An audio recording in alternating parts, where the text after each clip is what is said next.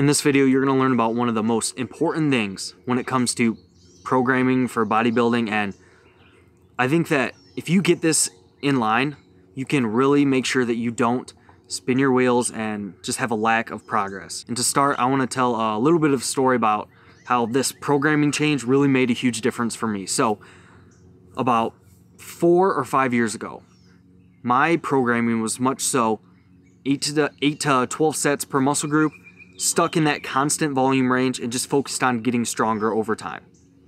And I just really wasn't seeing very good results. I felt discouraged. I felt like, man, is this all the better I can do? Can I actually put on muscle? And that's tough because, you invest so much time into this, and, in this bodybuilding game, you can feel a little bit like an outsider every once in a while if you're tracking your food and you're going to the gym all the time, and it's not like most people, And when you feel more like an outsider and you're not seeing the results you want, it can make it very difficult to stick to it, because it's almost like other people are like, what are you doing all this for if you're not even seeing good results? And that is the position I felt in. I was like, I'm putting all this effort in and I'm just not seeing much result. And there's ways to do this thing to where you feel like less of an outsider and stuff like that, of course. But that's the position I was in. I was discouraged and all that stuff. And then I started listening to podcasts. I think the first ever podcast I listened to was like the Barbell One Show with, I think his name is like John B. something. I don't know. And the Ice Cream for PRs podcast, that was Jeff Nippard's old podcast, and those were my introduction. So hell of an introduction to like evidence-based fitness, those two podcasts. And then I came across this Steve Hall guy. Some of you might know that guy, and he had on Dr. Mike Israetel, and they started talking about volume accumulation throughout a mesocycle. And I was like, what is this idea? MEV, MRV, volume landmarks, what are they talking about? This is totally new to me. And then I started playing out with, hey, let's try to find my MEV, my minimum effective volume that's good for me, and work up to maximum volume and to really progress volume throughout a mesocycle. And man, when I started doing that, I started to actually see progress in my physique, started actually putting on muscle mass. And man, when you go for a long time kind of spinning your wheels and then you start actually gaining muscle, that feeling of encouragement to keep going, and that relief that you feel of, I finally found something that kind of works, that is incredible. And is as corny as it might sound, like, honestly, figuring that out and figuring out how to actually get in a effective volume range for me was like one of the best things that happened to me. Like, I know that sounds corny, like, dude, we're talking about training and nutrition and stuff like that, but man, this whole training and nutrition thing can have such an impact on your entire life. Like, I know when I was like really young, I didn't give a crap about school. I didn't work hard. I was always kind of like a witty guy. Like, teachers were like, okay, this guy's, he's got something in there, but he's just not applied it to school. But anyways, I got my shit together in the weight room, and it just leaked out into everything else. And that is kind of like my why for why I like coaching so much, is because, yeah, it's cool to help people get freaking jacked. That's awesome. But if I can help them change their lives while they do it, then that's what matters to me most. So with that out of the way, let's discuss how you can actually find this effective volume range for you, so you don't do what I did and spin your wheels too long.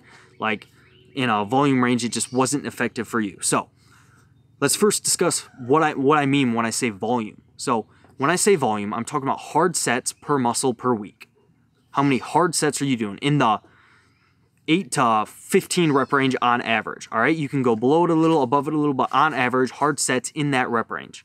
And not each set is created equally. So for these sets, I'm in the context of at least like 50+% of your movements are those multi-joint, more taxing barbell, dumbbell, compound basic movements, all right? Now, yeah, I think it's still a good idea to have some isolation movements mixed in there, but I'm still talking in the context of those sets being the majority of those compound barbell basics, all right? And volume seems to be one of the biggest predictors of muscle growth in the context of that rep range and in the context of each set's within a few reps from failure. Seems to be one of the most important things. So how do we find a volume range that is an effective range so where we grow muscle? And I'm getting eaten alive. So how do we find an effective volume range to where we grow muscle, but we're not doing too much to where we're regressing and not recovering and stuff like that? So we got to find that bottom end and that top end. So how do you find that? So that bottom end is what's coined is your minimum effective volume, the least amount of volume for you to grow. And I think that there's 3 good proxies for you to look at to figure out this volume. And what you're kind of shooting for is you want to get just a solid pump. You want it to feel subjectively pretty hard. And then you want to get just a slight amount of soreness in the muscles that tend to get sore, or also maybe a little bit of fatigue in the muscles that don't get sore. So maybe your delts don't get sore, but you're doing your dishes the following day and you feel, oh, those are actually pretty fatigued, all right? If you're getting a little bit of soreness, a little bit of fatigue, if you're seeing at least a couple of those indicators, then you've probably overloaded your muscle and you're probably at least in the ballpark of what is kind of minimally effective for your volume range, all right?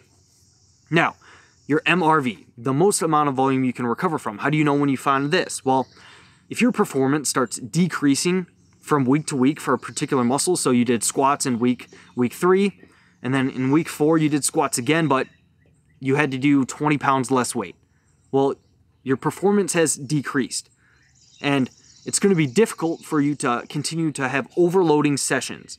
So in that context, you're not quite recovered because your performance has decreased. Additionally, I like to look at overlapping soreness. So were your quads still sore when you went to train them again?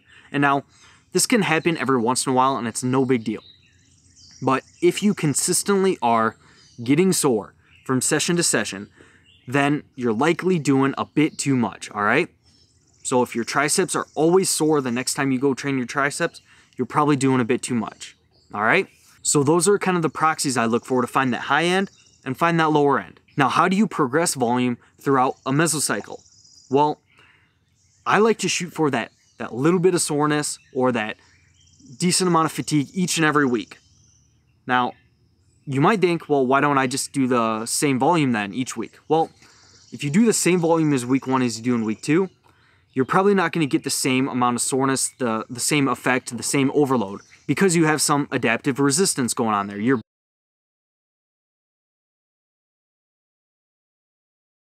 body's getting better at adapting to that same stress. So, upping the volume a little bit allows you to get that same amount of soreness, that same amount of fatigue again and again. All right? So, how many sets should you add then to get that little bit of soreness? In my experience, adding about 2 to 3 sets for most muscles on a per week basis seems to do the trick pretty well. Now, some muscle groups, it might not be that much. Like for hamstrings, if I just train a little bit closer to failure, I'm going to get that soreness. So hamstrings, I can almost keep volume static throughout the entire time, but still get that nice overloading stimulus each and every week. What you're kind of shooting for is that you're noticing those signs of overload, but not too much. So each week you're kind of shooting for, okay, did I get a little bit of soreness? Did I get a pretty good pump? Did it feel pretty hard? If you can check at least a couple of those boxes, then you're probably right on. And then you can also look, hey, is my performance at least maintained from week to week? Am I sore from session to session? No? Okay, I probably nailed it pretty good. And then you can adjust based on how you're responding there. And then once you are adding, a couple of sets each week, you might get to a point at the end of your mesocycle to where you start noticing, okay, I'm probably pushing over my MRV a little bit here. That's when you take a deload, and then for your deload, I recommend cutting volume in half, and then usually the first half of the week, I keep about 2 to 4 reps in the tank. Second half of the week, I keep about 4 to 5 reps in the tank, and I cut sets in half, all right? And then after you do that, you come back the next mesocycle, and usually you actually don't have to increase your week 1 volumes a whole lot. So your mesocycle 2 week 1 volumes actually don't look that much different than your mesocycle 1. And the potential reason for this, like intuitively you might think, well, if I did this much in mesocycle 1, I might have to do a little bit more in mesocycle 2 to get that overloading stimulus. Now, intuitively that makes sense, but also you might want to consider, are you changing your rep range around a little bit? Are you changing exercises a little bit? All those little novel stimuluses can actually bring down that adaptive resistance that you might get from mesocycle to mesocycle, so it might actually be a similar week 1 volume as mesocycle 1. Also, that deload probably resensitizes you to volume a little bit. You've probably experienced coming off a deload, a week of less training, you seem to get sore from a heck of a lot less. It's probably what's kind of going on there. So usually from meso to meso, your volume ranges are actually pretty similar. Additionally, hopefully you've dropped some fatigue and now you're a little bit stronger from meso to meso. So that is a little bit more overloading on a per set basis because you're stronger now. So you have that form of overload. So from meso to meso, your volume ranges might not actually be that much different, but you might be a little bit stronger. So you're seeing strength increases across your mesocycles, not necessarily week to week, but across your mesocycles. And that's kind of a form of overload as well. Now, on average, as you work from mesocycle 3 to 4 to 5, you might have to start increasing your volume a little bit on average per muscle per week.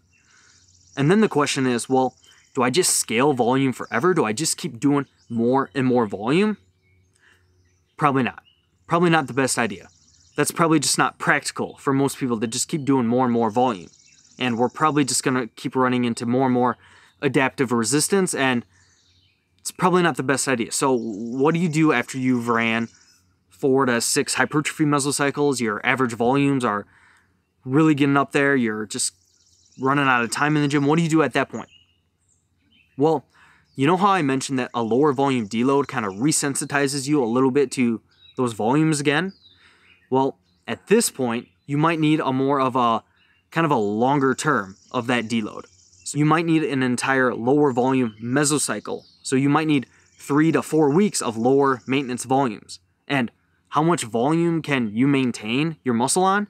Well, probably about 40 or 50% of the volume you were already doing. So let's say that your minimum effective volume while you're gaining and stuff was around 10 sets. Well, I would probably bring things down to around 5 to 6 sets during your maintenance phase. So quite a bit less volume we can maintain on.